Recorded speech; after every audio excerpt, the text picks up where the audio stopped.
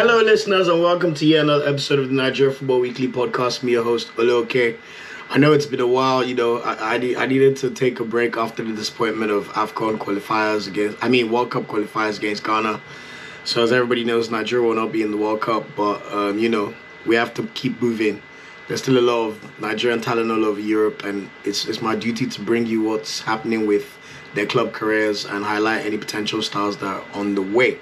So without any further ado, we start with the Premier League as usual. And over the past week, so I'm recording this on a Friday, just before the weekend's fixtures. We know Wilfred Ndidi is pretty much out for the season for Leicester, but Kelechi Iheanacho and Ademola Lookman have been in action for Leicester.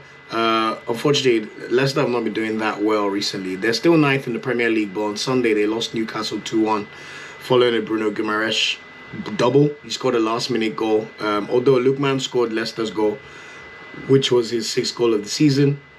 And then Kelechi came on for the last 12 minutes of that game, but couldn't really make an impact. And then on Wednesday, Kelechi started and Lookman came off the bench for the final 23 minutes.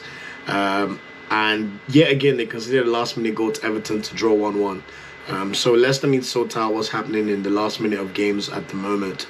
Although you could argue that because they're concentrating on the UEFA Conference League semi-finals, their priority is not really in the Premier League this season anymore. Anyway, tomorrow they'll be playing Aston Villa at home, so probably a chance to get back to winning ways, and hopefully we'll see both Kelechi and Ademola start the game. Frank Olayinka has fortunately been injured for Brentford since the international break. I'm not sure when he's going to be back, but Brentford play Tottenham at home tomorrow, so let's see if he'll be fit for that game, or if he's still going to be injured. Moving on to Alex Iwobi, Everton are in a fight for relegation. As we know, they're currently 17th, so just 1 point off the relegation zone at the moment, and you could argue that they've got a trickier run of fixtures compared to Burnley, who won yesterday against Southampton 2-0. Iwobi, the good thing is Iwobi is now a bona fide starter under Frank Lampard. Has been playing pretty well for them. Prior to this last weekend, he played really well in their 1-0 win against Manchester United on the 9th of April. And he also played 90 minutes on Wednesday night in their 1-1 draw against Leicester City. It doesn't get any easier for them, though. They play Liverpool away on Sunday in the Merseyside derby. So I just hope they can somehow stay up, because Iwobi looks like he's beginning to find a bit of form. As for Watford in 19th, let's just say their Premier League status is pretty much doomed. Etebo and Kalu and Ekong haven't really been playing. It's pretty much just Dennis. They look like they're certainties for relegation. But on a positive note, Emmanuel Dennis did score his 10th Premier League goal of the season over the weekend. They were unlucky to lose 2-1 to Brentford, to be honest. Dennis scored an absolutely great goal. And then when it was 1-1, Imran Louza, the Moroccan international, missed an open goal. And then literally 1 minute later, in stoppage time, Janssen went over the other end from a free kick and headed the ball in to give Brentford 3 points. So they play Manchester City away in the 3 p.m. kickoff tomorrow, so you might as well mark that as an automatic L for Watford for this weekend. There were midweek fixtures in the Prem this week. Liverpool thrashed Man United 4-0 pretty comprehensively. Salah was involved in goals, Mane was involved in goals, and Diaz scored the first goal, so everybody was eating very, very well in that game. My Arsenal beat Chelsea 4-2 at Stamford Bridge. Hey. Shout out Eddie Nketiah. I didn't see that coming, I'm not going to lie, but we're still in the hunt for the top 4, so we'll take the blessing that comes with that. Newcastle beat Crystal Palace 1-0, courtesy of a Miguel Almiron banging goal. And Man City beat Brighton 3-0 on Wednesday as well. So they're still top of the league by 1 point. And then yesterday, Thursday, Burnley beat Southampton 2-0 to make sure that they're firmly in the fight to stay up in the Premier League. And then in the fixtures for this weekend, so Arsenal play Manchester United in the early kickoff tomorrow at 12:30. That's going to be a tasty, tasty fixture. And hopefully I can see my boys win and, cement our place in the top 4 and kind of rule Man United out. I hope they don't have any bounce back from this announcement of Erik ten Hag taking over in the summer. Leicester play Aston Villa at 3 p.m. Norwich play Newcastle at 3 p.m. And Man City play Watford in one of the 3 p.m. kickoffs before Brentford and Tottenham play at 5:30. And then on Sunday, there's 4 games for us to watch. At 2 p.m. kickoffs, you've got Brighton at home to Southampton, Burnley at home to Wolverhampton, and a tasty fixture between Chelsea and West Ham taking place at Stamford Bridge. We know Chelsea have lost 3 straight games at Stamford Bridge for the first time in a long time. So let's see if they can bounce back, especially with West Ham focusing on the Europa League semi-finals. And then Liverpool play Everton at 4:30.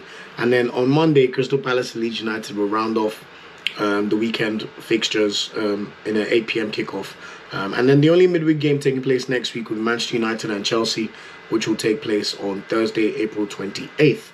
Moving on to Serie A, Victor Osimhen has been in really good form for Napoli recently, although they're now third in the league because on Monday they conceded a last-minute goal to Stefan El Shaarawy. They were winning 1-0 against Roma after Lorenzo Insigne scored a penalty. Really disappointing because really they're in the fight for the Scudetto, but they can't afford to draw or drop points when they're literally on the cusp of victory like they did on Monday. Osimhen didn't score in that game though, but he's now got 12 Serie A goals and 1 assist, so he's already eclipsed his total from last season. And you could say Napoli have got a fight on their hands to keep him in the summer, although we know he's going to be very expensive regardless of where it ends up. Next up for them on Sunday, they play Empoli away. So let's see if they can bounce back and get a win and Osimhen can get back into the goals. Olayinka's Torino are currently 11th in the league. He started in the weekend in a credible 1-1 draw away to Lazio, so good to see him back in starting lineup because he's been struggling for minutes ever since AFCON ended. Next up for them, they play Spezia at home tomorrow, so hopefully he could retain his place in the starting lineup. As success for Udinese, they're currently 12th. He came on for the final 25 minutes in their last game on Monday. They actually considered a last-minute goal to bottom of the table, Salernitana, so that's not good. However, he's got 6 assists for the season, so Isaac Success has not had a bad season, considering he was injured for a lot of the games to start the season. Next up for them, they play Bologna away on Sunday. And then the Venezia boys, they're currently locked into a relegation battle. At the moment, they're 18th. They lost 1-0 away to Fiorentina over the weekend. Eboué was injured for the game, but Kereke started the game. He's got 6 Serie A goals for the season, so depending on how Venezia finish the season, maybe he will end up signing for them permanently. Although if they go back to Serie B, I can see him just going back to Bruges and figuring out what his next steps would be in the summer. It doesn't get any easier for them though. They play Atalanta at home tomorrow, so Atalanta are more likely to win that game, although Atalanta have looked pretty sloppy over the past few game weeks. And then bottom of the table, Salernitana, they got Joel Obi in their team. He was injured over the weekend in their 1-0 win away to Udinese. And next up for them, they play Fiorentina at home on Sunday, but I'll be very surprised if they survive relegation considering their awful form all season. Moving on to La Liga, and Samuel Chukwueze's before this weekend, he scored the winning goal for Villarreal, so congratulations to him in the Champions League quarterfinal against Bayern Munich. Last-minute goal. So Villarreal are in the Champions League semi-final, which is an incredible achievement. And it's their first time in the semi-finals of the Champions League since 2006, when they, of course, played Arsenal and we beat them 1-0 on aggregate, with Jens Lehmann saving a penalty in the second leg at El Madrigal. In the league, they've gotten back to winning ways. They beat Getafe 2-1 away over the weekend with Chukwueze starting the game. And then on Tuesday night, they beat Valencia 2-0. They're 7th in the league though, so 9 points off 4th. So they'll probably need to win the UCL to stay in the competition. They've got no game this weekend, curiously. I think La Liga have kind of finessed it so they can prepare fully for the Champions League semi-final against Liverpool at Anfield next week, Wednesday. Azat Oshoala, a Barcelona women's, she had been injured for quite a long time, about 2 months, but she made her competitive return earlier today for Barcelona women's in the Champions League semi-final as they thrashed Wolfsburg 5-1. She came on as a substitute in that game, so good to see her back and fit. I mean, she's been out for a minute, so it's just good to see her back playing games again. In terms of Barcelona women's next fixture, they play Sevilla next week Thursday, so they get a bit of a break considering they just played Wolfsburg earlier today. Actually, no, they've got no games until the Champions League second leg at Wolfsburg next week. So, but they're winning 5-1, so you might as well say they're in the final. I haven't seen a team this dominant a European women's football in a long time, and it's safe to say they're by far the best team in the whole continent. You could even say in the world, to be fair, considering how well they're doing. Just to briefly touch on the Spanish Segunda, Umar Sadiq has got 16 goals and 7 assists for the season in the league. He did not score over the weekend in their 2-2 draw away to Real Valladolid. But they do stay. Almeria are currently second in the league, 1 point off top spot with 6 games to go. They're 1 point ahead of third, so they're on course for promotion, but they need to be careful. But it will be nice to see Omar Sadiq in La Liga. Let's see him really strut his stuff in the big league, and let's see how well he can perform. Next up for them, they play Sporting Gijon at home on Monday. And in the Bundesliga, Taiwo Awoniyi, I mean, probably the revelation of the season. We know he had a decent spell on loan at Union Berlin last year, but this season he's got 13 Bundesliga goals. He scored his 13th Bundesliga goal over the weekend in a 2-0 win over Entraicht Frankfurt at home. It was only his 27th appearance of the season as well. He also started on Wednesday in a German Cup semi-final. However, they were unlucky to lose 2-1 to RB Leipzig, with RB Leipzig scoring a last-minute goal in that game. They're currently 6th, so they're 5 points off the UCL at the moment with 4 games to go. So it's unlikely they'll make the Champions League. However, they do play RB Leipzig again away on Saturday. So we'll see how he gets on in that game. I'm sure they will love an opportunity for revenge in that game. Kevin Akpoguma's Hoffenheim, they're 8th in the league. He played the second half over the weekend as they drew 0-0 at home to bottom of the league right to Fürth. Next up for them, they play Eintracht Frankfurt away tomorrow. So hopefully we can see him get back into the starting lineup for that game. Whoever the new Super Eagles manager is, I just want to see this guy play Calvin Bassey and Akpoguma as centre-back. I'm sorry, enough is enough of all this experimenting with players who are not good enough. It needs to stop. And then finally in Bundesliga, Dixon Abiyama, he plays for Greuther Fürth. They're bottom of the league. They should be relegated this weekend. He came on in the 11th minute in that 0-0 draw against Hoffenheim, and they play Bayer Leverkusen at home tomorrow, so it's not going to be easy for them at all. And finally, in terms of the top 5 leagues, Moses Simon's Nantes, they're currently 7th in the league at the moment. He started over the weekend as they drew 1-1 at home to Angers. And on Wednesday, he played 45 minutes. I'm not sure if he started or came on in the second half as they lost 3-2 to Marseille away in the league. This meant that they now dropped down to 10th. But they do have a French Cup final to play, so we'll see how they get on in that game. Next up for them, though, they play Bordeaux at home on Sunday, which, in all honesty, they should win the game considering Bordeaux's form this season. And then Terre-Mofia and Innocent Bonke at Lorient, they're now 15th in the league, so they've moved up the table quite a bit from the last episode of the podcast. However, they're just 3 points away from the relegation zone, so they need to be careful. Mofi had been on a run of good form recently. He scored 3 goals in 2 games prior to this weekend. However, he blanked in the last 2 games. So on Sunday, they lost 2-1 to Nice away, and then they beat Metz 1-0 on Wednesday night, but he didn't get in on the goal-scoring action. Next up for them, though, a tough game against Rennes away on Sunday. We know Rennes are chasing the Champions League places in the French league, so we'll see how well they could do in that game. And that's it in terms of the top 5 leagues in Europe for the weekend. So moving on to the other leagues in Europe outside the top 5, starting with the Portuguese league as usual. Zedu Sanusi's Porto are on course to win the league. I mean, they've been flying and he's been starting games, so we can't really complain when we look at his performances recently. He started both of their most recent games. Over the weekend, they thrashed Portimonense 7-0. And he also started on Thursday night yesterday in a 1-0 win over Sporting Lisbon in the Portuguese Cup second leg semi-final. So they're now through to the Portuguese Cup final and are on course for the double. They're 9 points ahead in the league over Sporting Lisbon with 4 games to go. So if Sporting fail to win their game this weekend and Porto beat Braga away on Monday night, Porto will be confirmed as champions of the Portuguese league. So you can say congratulations are in order for Zedu Sanusi. Considering he came in last season and they finished second Sporting Lisbon, he's on the cusp of becoming a champion for Porto, and we'll see him back in the Champions League next season, which can only be a good thing for the Super Eagles. Moving on to the Dutch Eredivisie, and Cyriel Dessers has been in pretty good form for Feyenoord.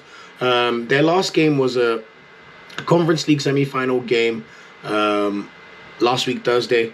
He scored 2 goals and they beat Slavia Prague 3-1. So they're in the Conference League semi-finals where they'll play Marseille. He's got 6 goals in the tournament, which is pretty impressive, and 13 goals in all competitions.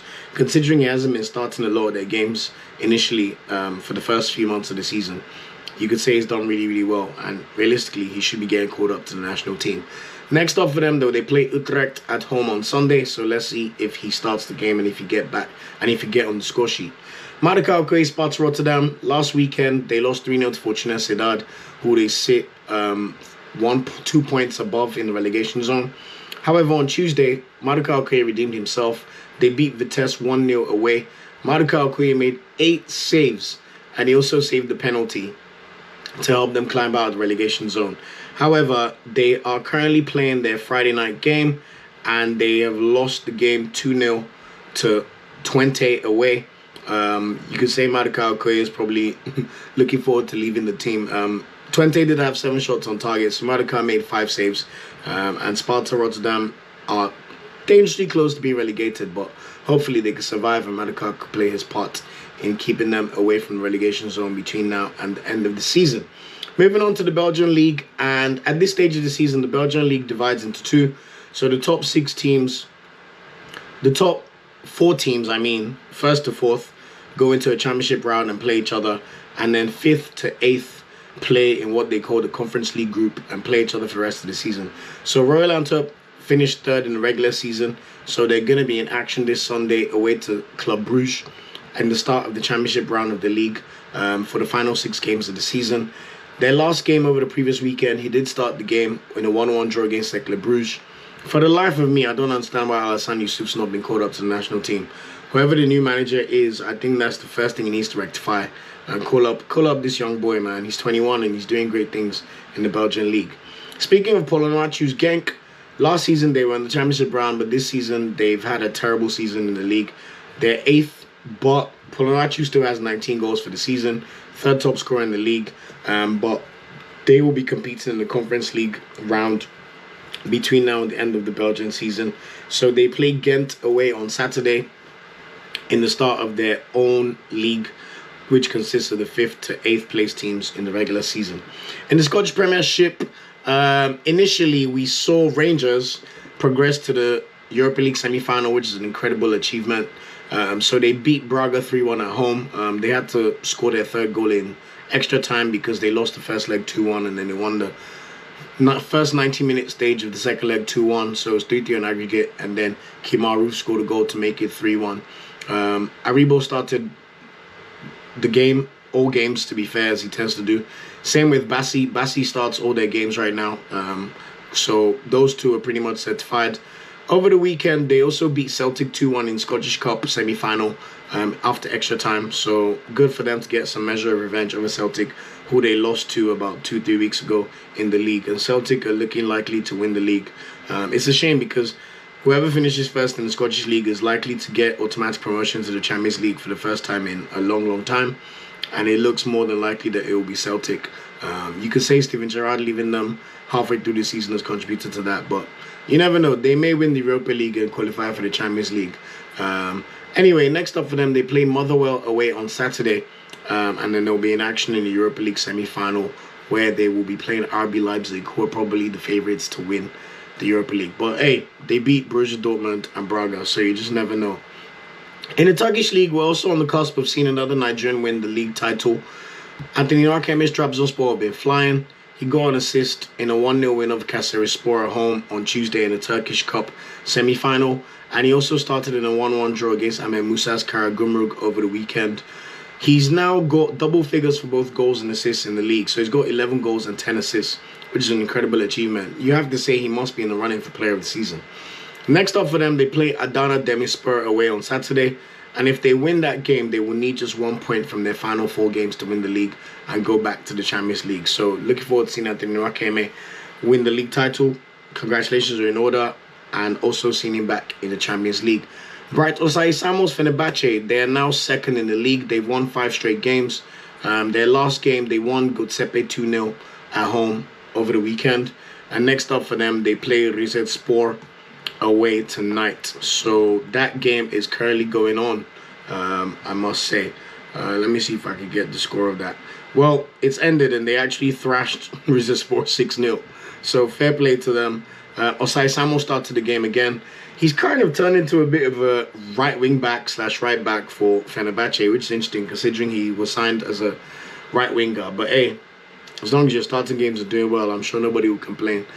So well done to Fenerbahce. And I think 2nd place in the Turkish league also either gets an automatic qualification to the Champions League or at least gets a place in the qualification round for the Champions League. Chidozia Wazim's Alanyaspor, they're currently 6th in the league. He's been starting games, which is good considering he was on the bench over the for a long period of time after AFCON. He played 90 minutes over the weekend in a 3-1 loss at home to Antalyaspor. And he also played 22 minutes on Wednesday as they lost 2-1 at home in the first leg of the Turkish Cup semi-finals. So hopefully they could bounce back in the second leg against Sivasspor. Next up, they also play Sivasspor away on Monday. So hopefully we'll see him keep his place in the starting lineup. And then Amen Musa, I mean, after what happened against Ghana and with Nigeria not really having anything to play for until next year's AFCON and the qualifiers, we also know that Amen Musa said he was going to retire after the World Cup. He thought we were going to go to the World Cup. I'm not really sure why he hasn't retired yet. I think that's a sensible thing to do so we can focus on the new generation and stop pretending that he deserves to be called up to the national team. But anyway, for his club, he did start over the weekend as they drew 1-1 away to Trabzonspor. Next up for them, they play Giresunspor at home on Saturday in the league. In the Russian league, the fixtures have continued despite their ban from Europe. CSKA Moscow is still 5th in the league. He's been coming off the bench a lot recently, Chukwueze. He came on for a 21-minute cameo over the weekend as they drew 1-1 away to FC Ufa. And then he played 17 minutes over the midweek in a 1-0 loss at home to Spartak Moscow. Next up for them, they played Dynamo Moscow at home on Sunday. So hopefully we can see him get back into the starting lineup. And then final leagues to touch on, Czech Republic, Peter Olayinka. He's now the Slavia Prague captain, which I thought was quite a good achievement, to be fair. He scored in a 3-0 win over Zlin in the league over the weekend. Next up for them, they play Hradec Kralova in the championship round of the Czech league. So the final games of the season are consisted by the top 6 teams in the regular season. Slavia Prague currently top of the league and probably favourites to win the title. So hopefully we can see them do that. And then in Cyprus, Abdullahi Shehu and Francis Zoho have been playing for FC Omonia Nicosia, who after winning the league last season have been disastrous this year. They are one of the bottom 6 teams in the league, which means that they are playing in a relegation playoff round, which is contested by the bottom 6 teams in the league. Shehu has been starting games, while Uzo is firmly their bench, their second choice goalkeeper. They drew 0-0 away to Ethnikos Achna over the weekend. And then next up for them, on Tuesday next week, they'll be playing Anorthosis Famagusta in the Cypriot Cup semi-final. Star boy of the week, I mean, not been the best week in terms of goal scorers or Nigerian players, but Taiwo Awoniyi scoring his 13th Bundesliga goal of the season is a great achievement. When I did the podcast a few weeks ago, I did hope he could get to 15 goals for the season in the league, and he looks like he's on track. He needs just 2 goals to reach that milestone, which would be an incredible achievement for Union Berlin. And Emmanuel Dennis also, I mean, even though I wrote him off at the start of the season when he was struggling at Cologne last year, so for him to have scored 10 Premier League goals in his first season in the league, surely he has to stay in the Prem. Even if Watford get relegated, I'm sure some of the bigger boys will be circling around him because he's too good to be playing in the Championship, if we're being honest. In terms of Europe, UCL semi-finals take place next week. Man City playing Real Madrid on Tuesday and Liverpool play Villarreal on Wednesday. In the Europa League on Thursday, we'll see West Ham play Frankfurt and Leipzig play against Rangers. In terms of national team news to be aware about, so Nigeria's AFCON 2023 qualification group has been decided. The draw was done recently over the last few days. Nigeria have been drawn into Group A, where we will be playing Sierra Leone, Guinea-Bissau, who we played at AFCON, and either Sao Tome and Principe or Mauritius. Basically, Sao Tome and Principe qualified, but I believe there's a disciplinary hearing, which means if they're thrown out, Mauritius will take their place. Without being disrespectful to these teams, there is no excuse for Nigeria not to win all 6 games and qualify for AFCON against such opposition. So fingers crossed they could do the business and we could qualify for AFCON with no problems. Nigerian friendlies have been announced. So Nigeria will be playing Mexico on the 29th of May. Interestingly enough, this same day as the Champions League final. I don't know why they did that. And then 3 days later, we'll be playing Ecuador on June the 2nd. So look forward to those games. Let's see who the new manager would be, who he calls up, and what experimentation he does in terms of refreshing the Super Eagles after the massive disappointment of missing out on the World Cup. In terms of Nigeria coach, there have been rumours floating about, but we're not sure who's going to be named yet. I've heard rumours of Philip Koku, Laurent Blanc, Ernesto Valverde, and of course Jose Pesero again. So once that's confirmed by the NFF, I'll be sure to announce that on the podcast. And in terms of ones to watch over the weekend, Taiwo Awoniyi gone in for that, 15 goals in the Bundesliga. They've got their chance to exact some revenge on Leipzig away tomorrow after losing to Leipzig on Wednesday in the German Cup semi-final. So that's a great one to watch. And then, you know, Akame playing Adana Demirspor tomorrow. He's got a chance to get closer to winning the Turkish league, so that's always exciting. Victor Osimhen, he's got 12 Serie A goals. Let's see what he can end up with between now and the end of the season as they play Empoli away on Sunday. And then finally, Alex Iwobi, who's been playing well for Everton, is in action against Liverpool, who look like an absolute juggernaut right now, away on Sunday. So that's it for this episode of the podcast. Thanks again for rocking with me, and apologies for the delay over the past few weeks. You know, about we're back, we're ready to, you know, keep bringing you the content and touching on Nigerian footballers in Europe, despite how painful losing to Ghana was, even though it was away goals. But yeah, keep subscribing to the podcast. Please remember to share the love with your friends. Let anybody know who's interested in Nigerian footballers.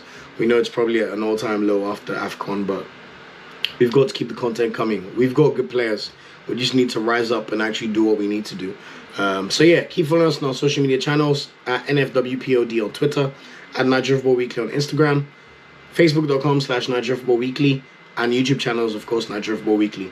Thanks again. I appreciate every single listener, and we'll bring across the next podcast next week, touching on all the games that happen over the weekend. Take care, peace out, and enjoy the football over the weekend. Cheers. Thanks for watching this video. Please like, share, subscribe, and click the bell to get a notification whenever we drop a video. You can also find our social media channels listed below. And of course, up Super Eagles and Nigeriano the ever carry last.